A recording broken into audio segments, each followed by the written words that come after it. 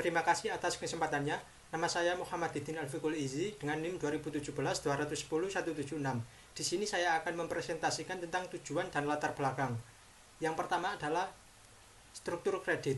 Memorandum ini dibuat sehubungan adanya pengajuan kredit investasi dengan fasilitas installment loan. Yang kedua adalah tujuan pembiayaan. Fasilitas yang diajukan akan digunakan untuk menambah kolam udang sebanyak 2 petak.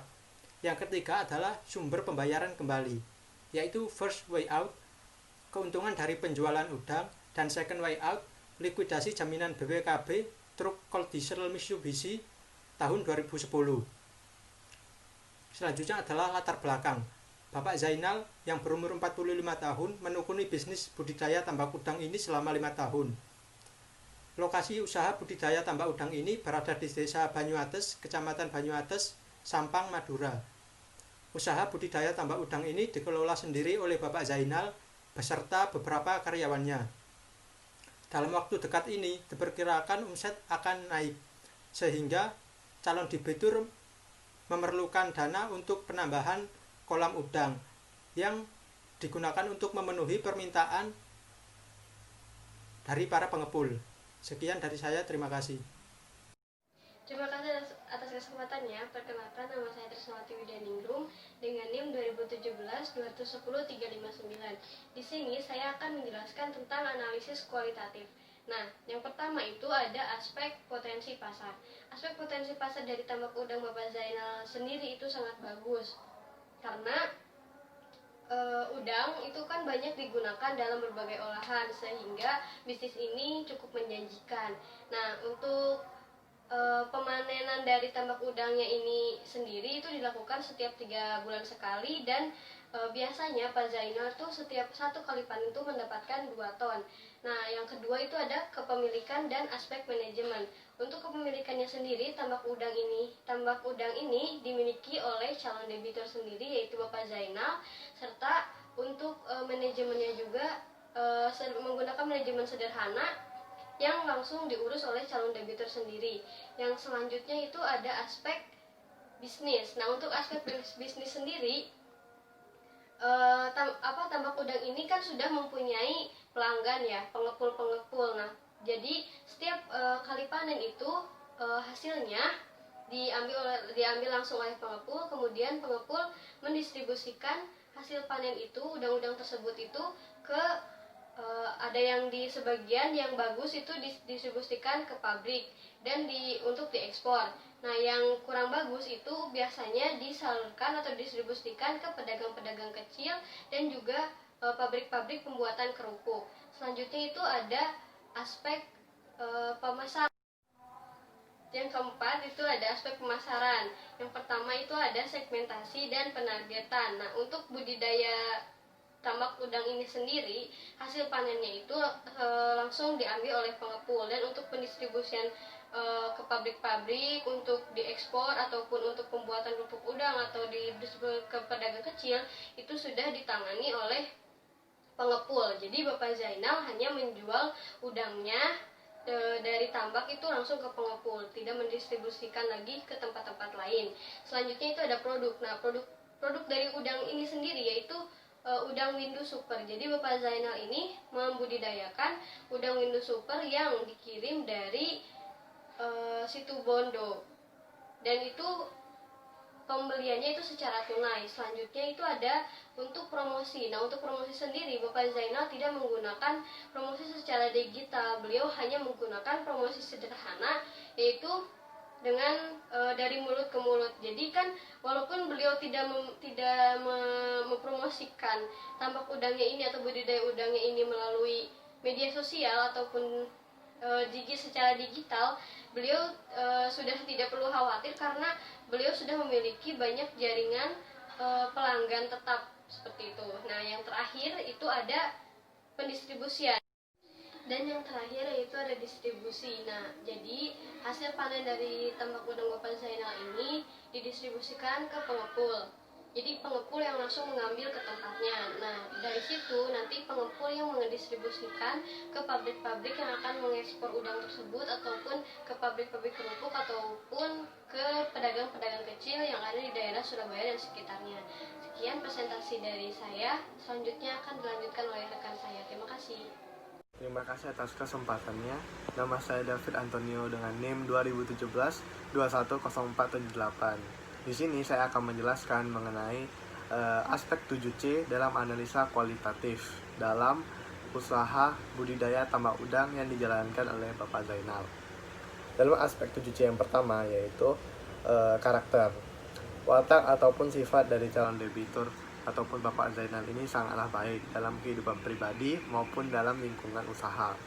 Calon debitur juga menunjukkan tingkah laku yang baik di mana beliau tidak pernah putus asa dan selalu tekun dalam menjalankan usahanya.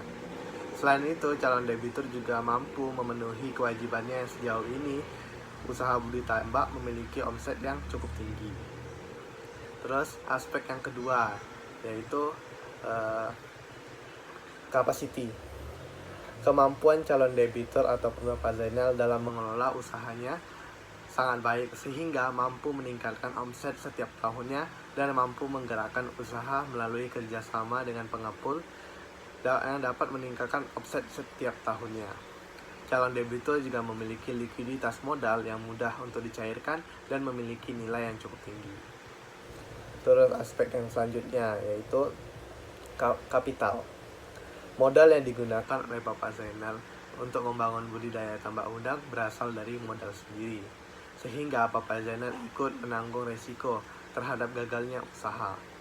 Dan semua aset yang dimiliki oleh Bapak Zainal adalah miliknya sendiri, sehingga semakin besar modal sendiri dalam usaha, tentu semakin tinggi kesungguhan Bapak Zainal dalam menjalankan usahanya.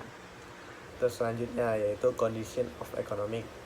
Situasi saat ini sedang tidak baik, di mana dunia masih menghadapi pandemi yaitu COVID-19.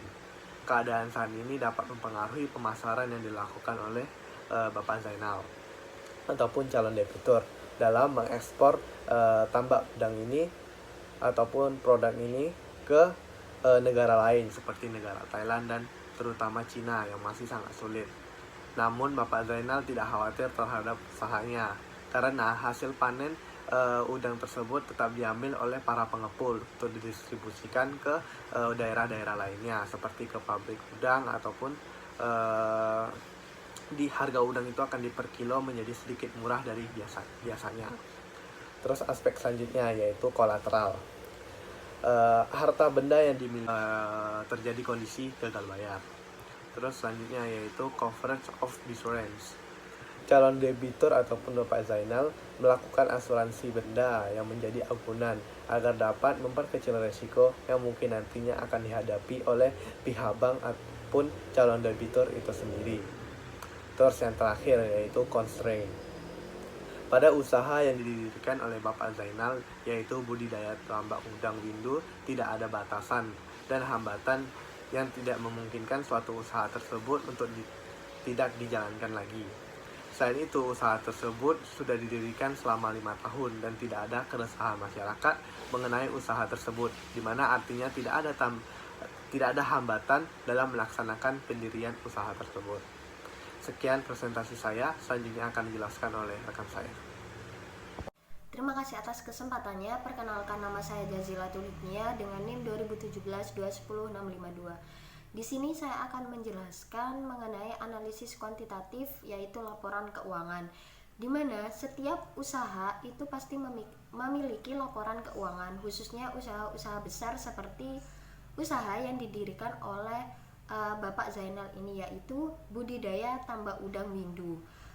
Laporan keuangan yang saya bahas di sini adalah laporan keuangan, laporan laba rugi dan posisi keuangan atau neraca per periode 30 April 2020.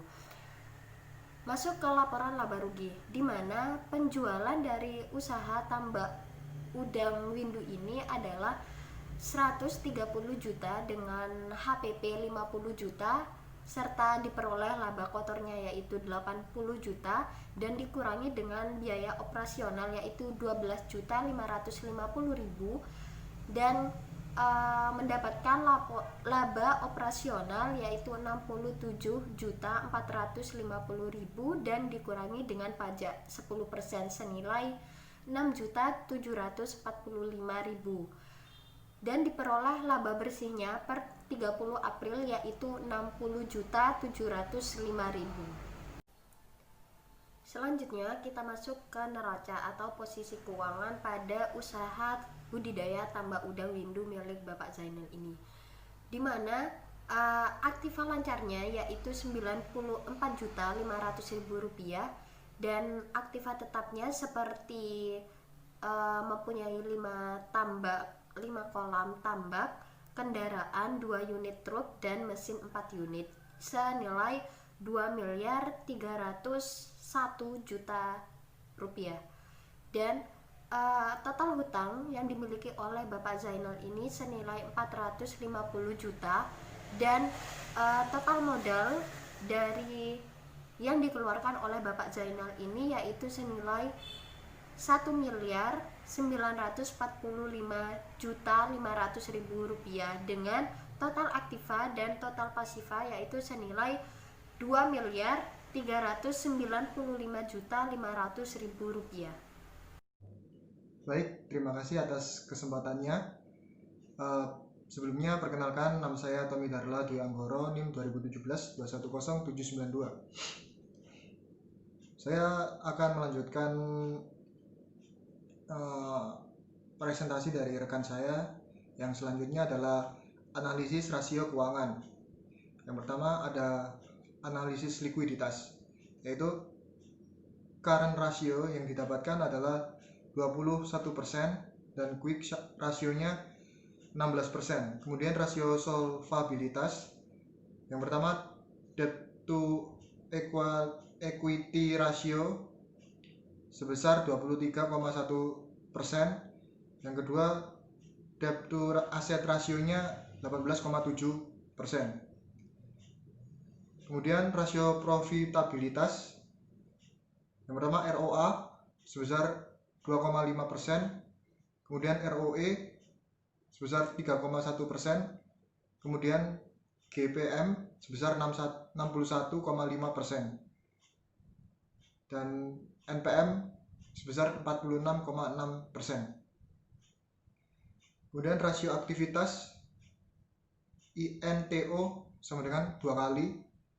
Kemudian TATO sebanyak 0,054 kali.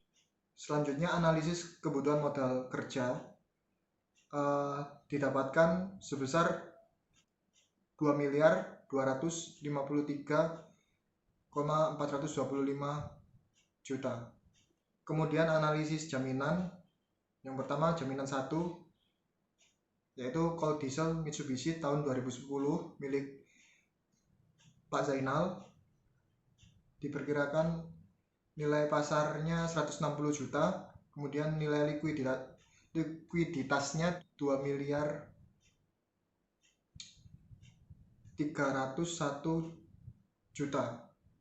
Kemudian untuk jaminan kedua ini truk Cold Diesel Mitsubishi tahun 2010, nilai pasarnya sama 160 juta, kemudian nilai likuidasinya sama 2.301 juta. Total nilai pasarnya 320 juta, total nilai likuiditasnya 4.602 juta.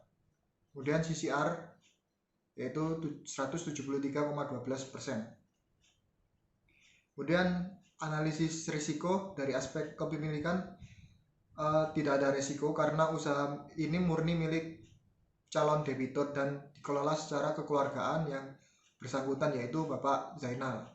Kemudian dari aspek bisnis, usaha peternakan udang ini masih cukup menguntungkan karena udang adalah salah satu komponen kebutuhan pokok makanan dan kompetitor di bidang usaha ini cukup banyak. Namun dengan pengalaman yang dimiliki oleh calon debitur, usaha tambak udang ini tetap eksis dan memiliki pelanggan yang loyal. Kemudian rekomendasi, yang pertama nama calon debitur tidak terdaftar di daftar di daftar hitam Bank Indonesia. Sekian memorandum kredit ini dibuat dan selanjutnya diajukan untuk mendapat persetujuan dari komite kredit. Terima kasih. Demikian dari kelompok kami. Wassalamualaikum warahmatullahi wabarakatuh.